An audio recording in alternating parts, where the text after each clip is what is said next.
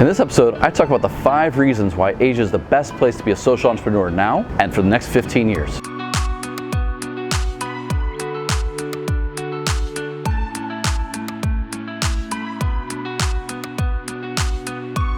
In this video, I'm going to talk about 5 key reasons why being in Asia is the most exciting, interesting, and potentially impactful place to be as a mission-driven entrepreneur. So as a starting point, Asia is the place over the next 15 years will urbanize another 2 billion individuals.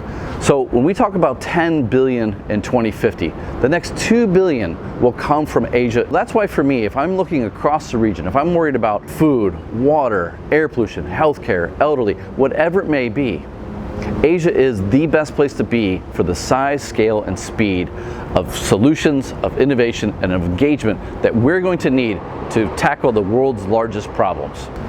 We're in a position right now, and will continue to be over the next 15 years as these 2 billion people come into our cities, as the systems themselves are tested, that we will start to see real market opportunities for entrepreneurs, nonprofit or for-profit, in many areas of urban sustainability. And so that's why for me, this is the best place to be. Kind of throw out 5 reasons why I think this is a place that you should be if you are really looking to fix problems over the next 15, 25 years of the environment, economy, or society. So as a starting point, the size and scale of Asian cities is like no other. The growth figures are off the chart. It is the place where growth is happening, where buildings come together, and where people are coming into the cities at a rate we've never seen before.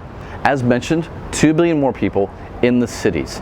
And as those people come into the cities, the size and scale of the challenges faced with feeding, educating, providing medical access, affordable housing will only continue to grow exponentially. It's a great place to learn, it's a great place to pilot, it's a great place to scale. The second thing that's really interesting for me about Asia is the tangibility of the problems.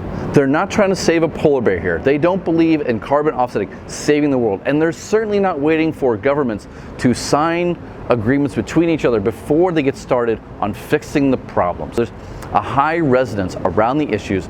There's a willingness, a catalyst for change coming.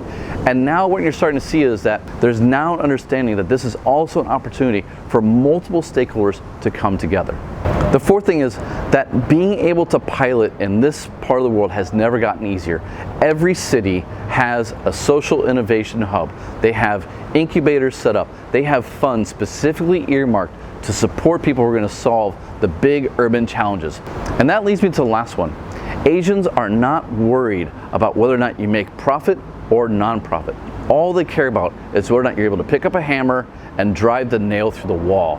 And so you have a hustle here. You have a catalyst behind you, a fire that everyone is trying to go forward. They're trying to act on a daily basis. They're trying to get shit done. There are now so many cases as well for what can be done when people come together around an issue that is faced by the community, the city, or the country. We see amazing entrepreneurs and amazing innovations and amazing scale coming out of Singapore, Hong Kong, Shanghai, moving into Delhi, moving out of Delhi. It's making the ecosystem really feel optimistic. Yes, we struggle with the size of the challenge. Yes, we question whether or not we have enough time or whether we can get it all done in time. But when you talk to the entrepreneurs here, when you talk to government officials and you see what they're putting into this and how high of a resonance they have with these issues, you start to see that actually you can get things done here. And that's why it's so exciting to be in this region, to be working with these individuals, to be working with the various stakeholders to try things, to scale, to iterate, to potentially make urbanization for the next 2 billion people sustainable. So thank you very much for taking the time. I really hope that you found this engaging. I hope that you'll like, share, and comment. But more than anything, please let me know what you're seeing in your own markets. Do you think that Singapore, Hong Kong, Bangkok, which one's the best one for you?